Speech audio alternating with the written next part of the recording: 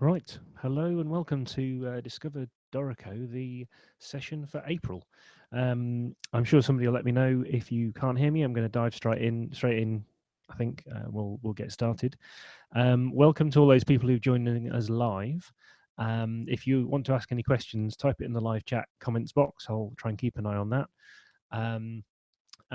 Yeah, if you're watching it again, then welcome.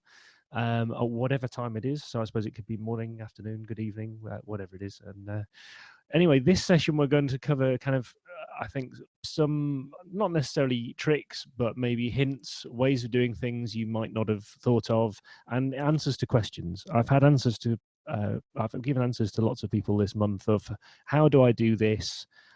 Is there a way I can? Is there an easier way to? Those kind of things I'm hoping to answer in this session. So hopefully, even if you don't, if you go, oh yeah, I already knew that. That's no problem. Knew that one already. Hopefully, there's something for everybody in this session that you can go. Oh, that's a new trick. So the first one is well, it's actually some of these are things I've picked up as well. When I'm chatting to Daniel or Anthony or some of the other guys, I have to go, oh, by the way, what's the? And I pick up things from them and just passing them on. The first one is that although in the project info, you can name all your flows. So this flow title here, if you want the flow title on your score to update, then you can change it in the project info. And this is, of course, where you put the subtitle and the composer and arranger and everything else. They can all go into this project info.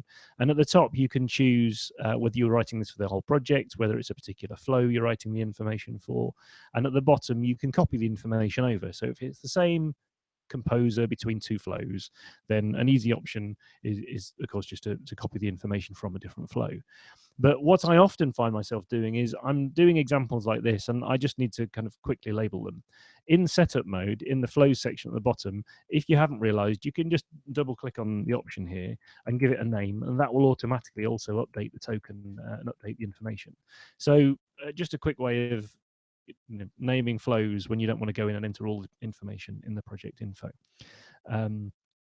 The next one is that I know initially some people have gone, oh, but I get stuck sometimes with ties and why I can't kind of turn off a tie or undo a note, or why is it now tied and I didn't want it to be, those kind of things.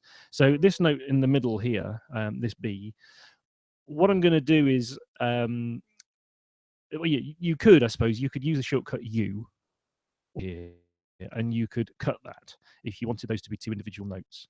Sometimes I've found that just because I've made a mistake, I've got a note that's longer than I intended it to be, and it's now come up tied, and I want to edit that, or I want to.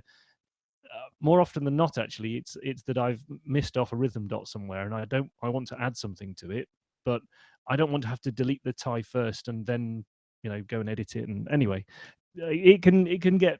I've been in complicated situations like that. And also sometimes if you've imported a music XML file or something like that, and you just want to edit some of the rhythms, you don't always need to remove the tie, is what I'm getting at here.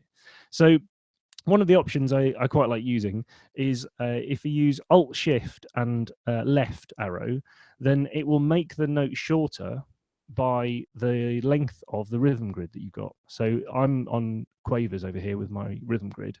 So this option here, if I could, every time I press, you can see the shortcut on the screen there. So Shift, Alt, and left arrow, it will make that note smaller. Now that can be quite useful, but it can also sometimes be useful with insert mode as well. So if I press I first, then when I make that note shorter, it's going to pull the other notes in as well. So actually now the rhythm I wanted and all of the other notes after it are now in the right place in that bar. Moving over to my next example, because this works on only the voice that you're currently working on, this note that I've got selected here it's exactly the same example as I had before, just slightly extended, and underneath there's another voice. Now this was an example from a music XML file where when it was imported, obviously hadn't been played correctly, probably in a sequencer, for example, and what I wanted to do was pull that note in slightly. So with insert mode still on, when I move that note in, it will only affect that voice. So you see, I'll just undo it and do it again. It's only pulled in all of the other notes from that voice, and the other voice is left untouched. So sometimes that's an easier way to clear up the rhythm that you've got there without affecting the other things underneath it, the other instruments that you might have, or the other voices on the same staff, and make things look neater without having to kind of go in and copy and paste bits into other sections and those kind of things. So just an easy option you might want. You can extend any of the notes as well. So Shift, Alt, and the right arrow will extend them again by the length of the rhythm grid. And if you're into shortcuts, hopefully, then you'll also possibly like the fact that you can change the rhythm grid. And if you watch in the bottom left corner of the screen down here, then when you hold down Alt and use the square bracket, just turn off my mouse, Posey. You can change the grid at the bottom if you want to using shortcuts, or you can change it obviously from the option down here. So you can then choose how much you're lengthening or shortening any particular note. So it was just a kind of an editing option. You'll also notice here that I've got all these notes are beamed together. Now in this particular case, in 3/4, this one's to do with the notation options. So when I go into my notation options dialog, and I go into beam grouping, I'm in example 1B. So now the engraving rules happen per flow. So I'm in flow example 1B at the moment. So for this particular one, I actually want this option here to break beams at beat boundaries. So I can select that one, and the option behind will then change when I press apply. So you can all see it because I'm using one screen. I'll press close. So sometimes the options that you want to change, some people will go, oh, what I actually need to do here is I need to use, forced duration, or I need to go in and specifically break up the beams. Actually, it might just be that the notation options will give you the options you want.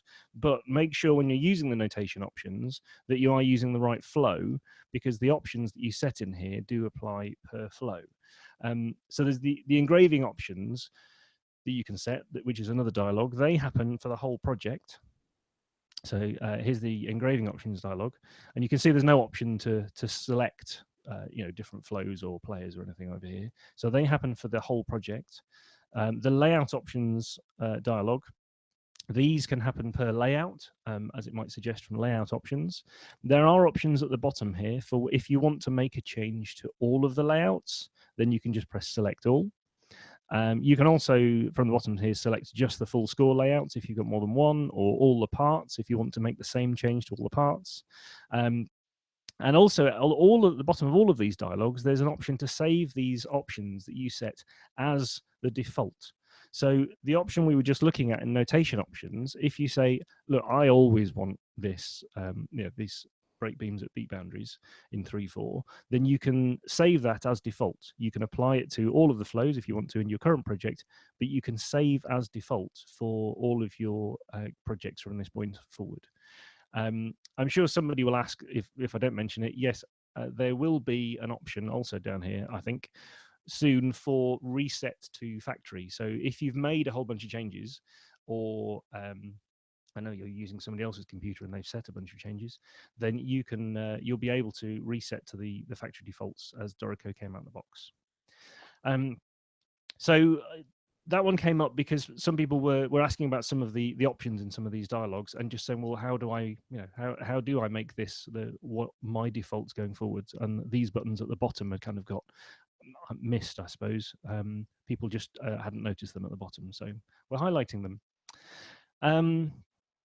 Now, moving on, one of the other options I was asked about recently was about when I was doing note input, and I've done some of this in some of the other sessions, and I personally have tended to use my left hand on the numbers across the top of the keyboard for the note durations, and my right hand on a MIDI keyboard. Somebody else said what they preferred using, and the way their studio was set up, is they like using the numeric keypad and the note options on the numeric keypad instead.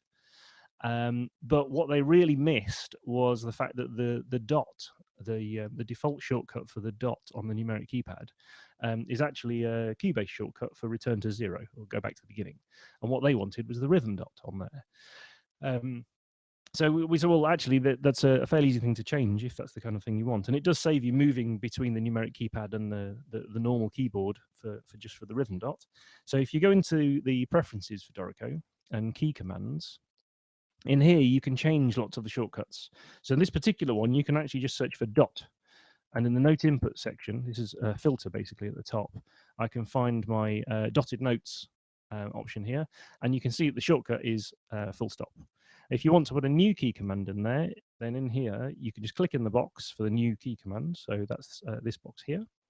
And if I press the new shortcut, now this one is actually saying, oh, hang on a minute, this is also used by somebody else. So yes, you might want to also go and take that shortcut away from the other option, which is return to 0 in the play options. But you can add this key command.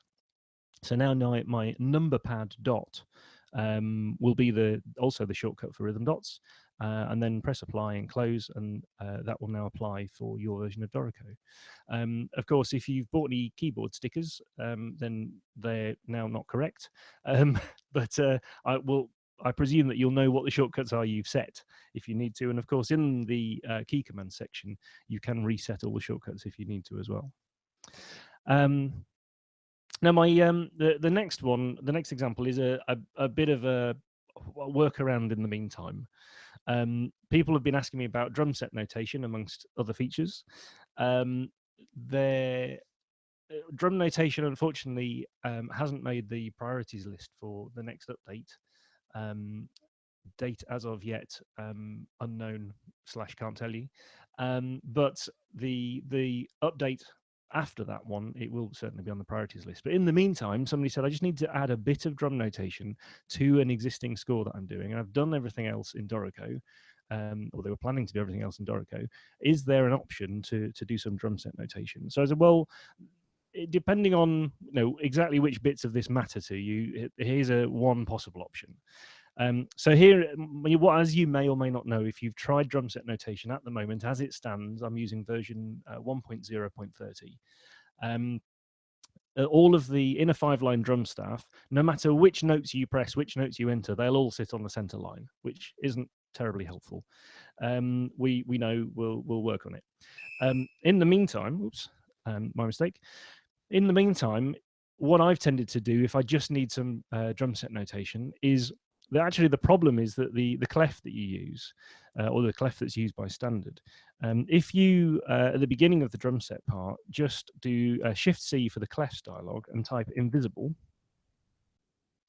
then because it's not using that clef anymore, and you could use a bass clef or a treble clef if you wanted to, but the invisible one for me means it's not quite as ambiguous which instrument it is. You can hide the clef altogether for that one instrument, and then you are able to actually display some drum notation.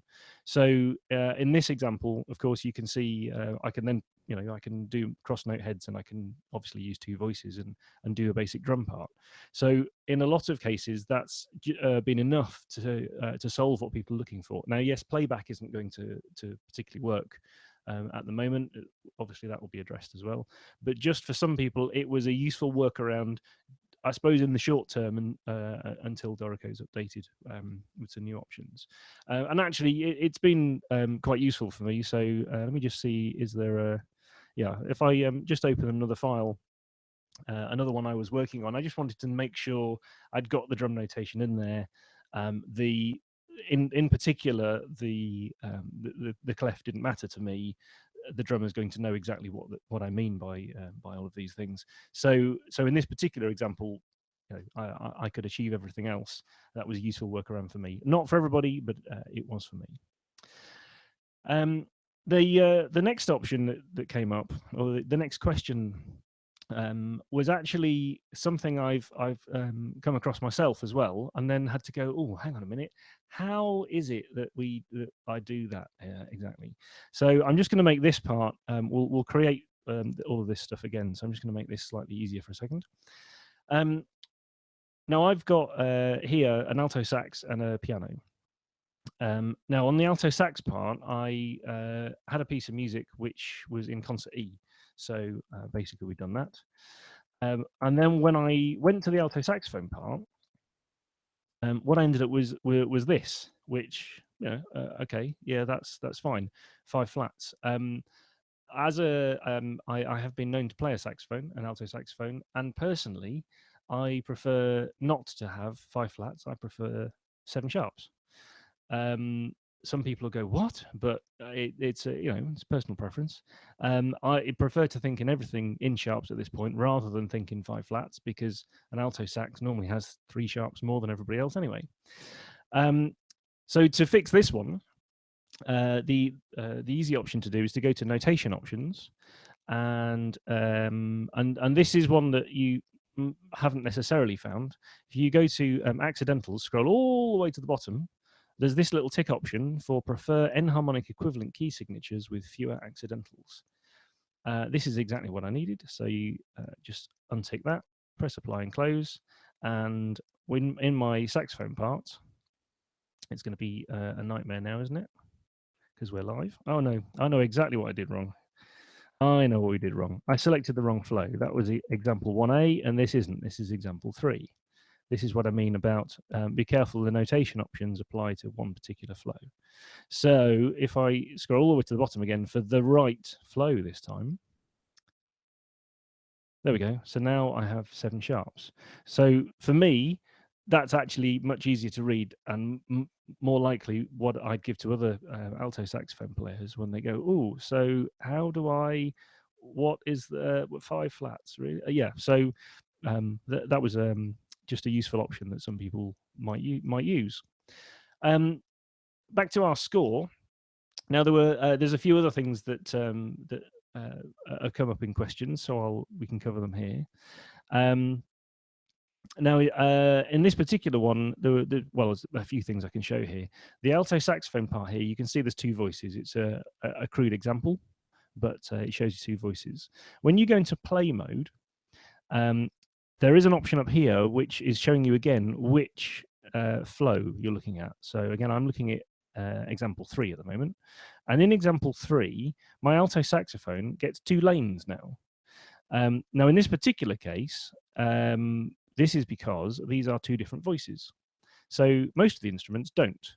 The piano, for example, it's only got 1 voice. But when you've created another voice, then in the play lanes here, you do get 2 individual lanes. Now, without going into too much detail on options, this kind of thing, I just wanted to highlight this is the kind of direction we're going in, not necessarily all the things you can do right now. But for example, if you want different dynamics for one of the voices over the other, you could actually have 2 different sounds if you wanted to for each of the two voices on this particular staff. So just to kind of highlight the direction we're going in. Now there's going to be probably a million people saying, "Oh, hang on," well, not a million yet, but lots of people saying, "Well, hang on, so is this possible?" And there'll be more to come, I think, on these kind of options. But it came up as a question, I think, on the forum this time, or it might have been Facebook. Somebody saying, "So hang on a minute, why are there 2 of my instrument in play mode?" Well, that's why. If you start using voices, then to give some of those more flexible play options that we either do now or will be able to use, you need to have 2 lanes in there in play mode. It's also, when I started this one, you probably saw there was a different time signature for one of the instruments. So you can do this from the right-hand panel. If you want to say that one of the instruments is in let's say 3/4 or 6/8, and the others are in 4/4, with nothing selected, if I select a time signature from over here, and then you see it's kind of loaded on the arrow here. So when I hold down Alt, I can then click that into just one of the instruments. If I just undo that, for anybody like me who particularly actually uses shortcuts, and this panel's closed quite a lot of the time, for any one of the instruments, if you open the Shift M, the meter popover, and type in, let's say, let's have 6/8 this time. If before you press Enter, if you press Alt Enter, so again, it was Alt click to just for one instrument, and Alt Enter when you're doing it via a popover, and you can then do it with shortcuts. Now, to be completely honest, I didn't know you could do that with shortcuts till earlier today, so thank you, Daniel. But yeah, it just, again, it's a useful option that I wanted to pass on so that you can do it if you need to, using the popovers. Also, if you do things like dynamics in a particular voice, those kind of things, try Alt Enter on those as well, because you can enter dynamics just into a particular voice if you need to with Alt Enter. And there's some other tricks like that as well. Similarly with key signatures, if you said actually from this, well, let's say the piano part, maybe the bass part, I'm going to use this bottom bass part for something else. If I go to keys, then I believe I can put this into a different key, and it only applies to that one instrument or that one part of the staff. So Alt Enter, hopefully you'll find is quite useful in a number of cases. Or when you're selecting it from the panel on the right hand side, then Alt click when you put it in. And one other thing that came up through the support channel this time was about 3/4 tone flats and quarter tone sharps and things like that. By default, if you put a note on the staff here, when you're in this panel on the right hand side, you'll notice at the top there's an option for 12 EDO, and the accidentals at the bottom, you'll see all the standard accidentals, and some, in my case, not quite so standard for 3 flats.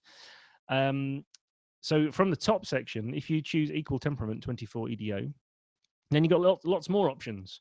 And when you click one of these options, nothing happens. I can click these. That one works because it's a standard one. But things like this one, which is a 3/4 tone flat, doesn't do anything. So what you'll need to do is at the beginning, if you do Shift K and type atonal or open, now you will be able to use some of those options. So if I now select the note and click this one, I can now use some of those options. Now I've got equal temperament 24 EDO, and I've typed atonal. Now I can actually use some of these other accidentals. At the moment, no, they're not going to play back. I should do in the future. And personally, I would have a nightmare knowing what these are. I'm not that clever, but for the people who need to know, that's how you'll make those kind of things work. For all these things in popovers and what to type in the popovers and what some of the options are, there is a popovers PDF file which we put on our well, not our, but the Facebook group. And also I believe it's available on the forum as well. So and if you're going, well, how do I get to other? If you want to just email me, email discoverdorico at steinberg.de, and I can email you these files if they're useful to you. But it's sometimes a useful reminder as to what do I type in the popover, what are my options, what do some of these things do. A couple of other things that came up as well. I'll go back to, let's have this one. Things like bar numbers and rehearsal marks and where they start. So this one here you can see now starts at bar 4. You can just right click, or in my case it's a double click with a 2-finger click, sorry, on my trackpad. Just open this this little menu, and then you'll find things in here like your bar numbers, add a bar number change. So if you need sometimes when you start a new flow, you actually want the bar numbering to carry on, and by default, the bar numbering will start again. So if you want to do these kind of things or enter a bar number change at any point, that's an easy way you'll find it. Also for things like rehearsal marks, if I select this bar line here and press Shift A, then I get a rehearsal mark option up here. Now, that's fine, A, but actually if I want to start somewhere else, then with this selected, if I open the properties panel at the bottom, then the sequence type option will give me some things like letters, numbers, bar numbers. So at the moment, it's on letters. I could choose numbers, or they could be just a large version of the bar number. But also there's an index option, and the index option, if you choose the options in here, will let you change and therefore start from effectively whichever letter you want your rehearsal numbers to start from in that flow. It was pointed out that could be quite useful if you're working on multiple flows and it's a show, for example, and you want your letters to all start right at the beginning of the show and then go all the way through with consecutive letters, then that kind of thing will be useful, because otherwise Dorico will start again from A when you start a new flow. there was also somebody asked a question about deleting a page, and I thought, well, initially that sounds it sounds kind of, yeah, why are they having to ask the question if that's difficult? But I suppose there's a couple of reasons. The main thing is, if you're deleting a page, then actually you have probably created an extra page somewhere in the first place and now decided you don't want it. So, for example, at the beginning here, I've got a lovely picture here of, I'll let you guess. If I want to delete this first page, it doesn't have any music on it. It was just a supposed title page or something at the beginning. Then you'll see, now I'm in engrave mode, that on the right hand side in our pages section, there's a little red tab at the top of page 1, and that's showing me that there's an override, which is actually, when I created this page, because it's not part of the standard flows, the standard layout, then you'll notice that little red tab because it's an override. It's something you've manually added. So if you want to remove this page that you've manually added, if you right click on it, you can remove page overrides, and by removing the page overrides, it will delete the page, because creating the page in the first place was an override to the standard system. So that's basically the easy way to delete a page is just remove overrides effectively. That will get you to the place you need to be. Now, that page could have been in the middle of a score. That's where you might have added it. Mine just happened to be at the beginning.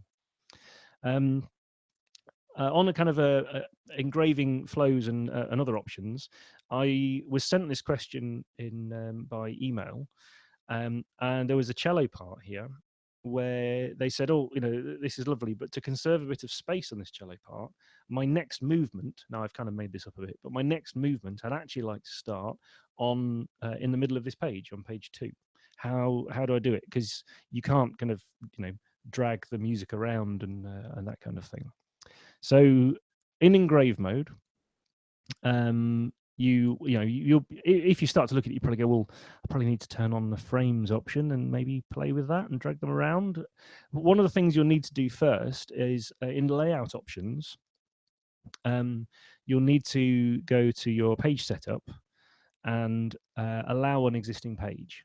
This is well, you may find you've already tried to do this this way as well. So here's what happens. So allow an existing page. You go, see, now it's no, that's not exactly where I wanted it.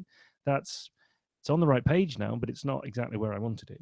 So how would you now get this exactly where you wanted it? The suggestion I had in this particular case was, well, if you make this particular frame smaller, your music then carries on over here, because there's not enough space on this page now for the music to happen. What, of course, you want to do is put a title in and then carry on with the music. So if I now say, well, actually, from here, I'd like to put a title in, I'm just going to type this one in, and I'll change that to be title. How big do I need that to be? Probably not quite that big. But now I have a section with a title in it. I could add the composer if that had changed. If I now add a new music frame underneath it, so because I want some more music to appear in here. Now, what Dorico does by default, because it's trying not to lose or hide any of your music, it's created a manual. It's not a master page. It's a local, so local frame. And put the music in it, which of course is the same as you already had, because the filters are set that way. And you start to then go, oh, hang on, how do I? The simple option is, because you just want to carry on with the master pages as they were, it's just that you want to carry them on from this point. In the frame chain, choose MA, which is your master frames as they were, and now your music will carry on in here. So as you can see now, this is frame MA, the master frames. All I've basically done is kind of stopped the master frame that I was using at this point, put in something else here. Maybe in the future we'll do those kind of things automatically for you, but for now I've put in this exactly as I wanted it. It could be a picture, could be anything I like, some example text, an explanation of something, could even be a worksheet example. And then underneath, I've created a new music frame, but I've sent it back to chosen MA. Carry on using MA, please. And so it will now carry on with the music in those flows. So there's no kind of other complications with local frames or anything else. And I know some people have emailed me with questions about, now I've created some local frames, and how do I get my music back into there? And why is the music carried on somewhere else? This is a simple way of doing these options, hopefully.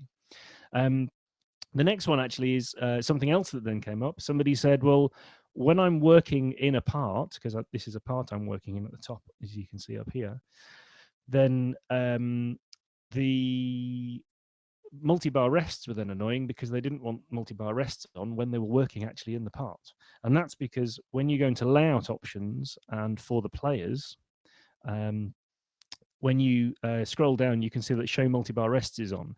This is where you also might find it useful in the layouts to say, actually, for all my parts, so select parts button on the bottom left down here, selected the parts, and then turn off show multi-bar rests, apply and close. So you can now work on all of the parts and multi-bar rests won't be turned on automatically. I'm just looking because a couple of comments come up. Dave McKay, anything about large time signatures? Only what Daniel, I think, replied on the forum, which is unfortunately not yet.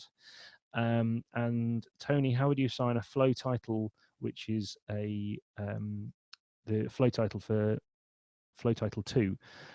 I don't believe flow 2 title yet works, Ian and Tony, but the idea is that it will.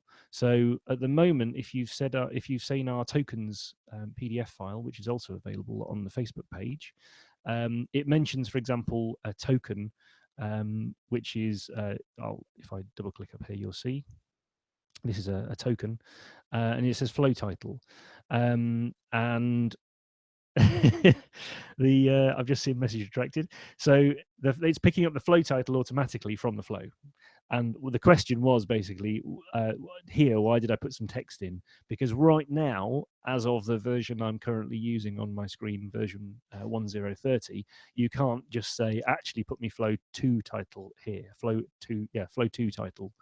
But it will be available in the future update, which also Anthony's just said in the comment section. So we're aware and we're doing it. But at the moment, just put some text in and make sure you use the paragraph style for title. So I've just turned off. Where I got to was turning off the multi-bar rests, which you might want to turn on again before you print, potentially. That's up to you. It's an easy, effectively a toggle option for all the parts all at the same time. Also, talking about printing, one question that came up was people hadn't realized that in the annotations section down here in print mode, so I'm now down in this bottom right hand corner, there are various options, including date and time. So if you tick the date and time box, then on a particular layout, and this is per layout, so for example, my piano part doesn't currently have it, but the full score, because I've ticked the option, does have it. There's the date and time down now displayed at the bottom down here.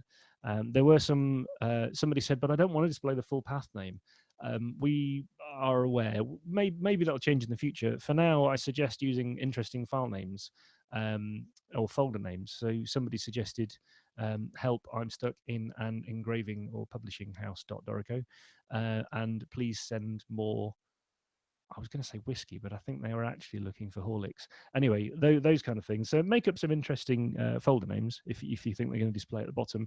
But the point is, it's a useful option to show you the date and time if you're not sure which revision. If you've printed multiple revisions of something and you're not sure which one is the correct one, it can be especially useful for your score or parts once you've printed them. Now, a couple of other things I just wanted to mention, don't necessarily need to show. One is that people have been talking about licensing and USB options. Now, there isn't any massive change on that, unfortunately, at the moment, but I just wanted to highlight the fact that Steinberg have for quite a while had a zero downtime policy. So, for example, if you're using a USB key for your licenses because you're moving them, Dorico, from one computer to another, maybe a laptop and a desktop, or from work to home, you're worried that if the USB key gets lost or damaged, what would you do? Well, there is a zero downtime policy. There's more information if you just go to steinberg.net, the website, and click on support. Scroll down just a little way, and on the right-hand side, there's a life ring option, which talks about zero downtime. There's a video in there that explains how it works. the basic gist is, and if you're a long time Steinberg user, and if Cubase, for example, as well, then you may now find you've got more than one of these dongles. You can use one effectively as a kind of backup safe option, and you can put a 25-hour license on there just in case there's any problems, so that if this is of vital importance to you, your daily work, then there is a backup option that way, and of course support will be able to help you out as well. So I just wanted to highlight that at least some of those things for a number of years have been thought about. There are options if you're worried on that front. Other things just to mention, I mentioned things about GPO, Garitan Personal Orchestra, and expression maps in the last session.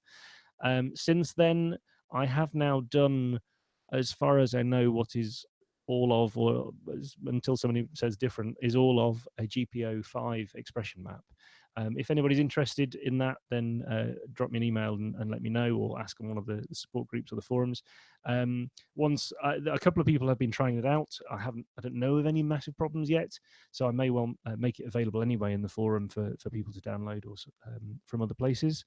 For other sample libraries that exist, obviously I don't have them all installed or access to all of them, but if you do need help with creating expression maps, if you can point me in the direction of their manual, that would be great.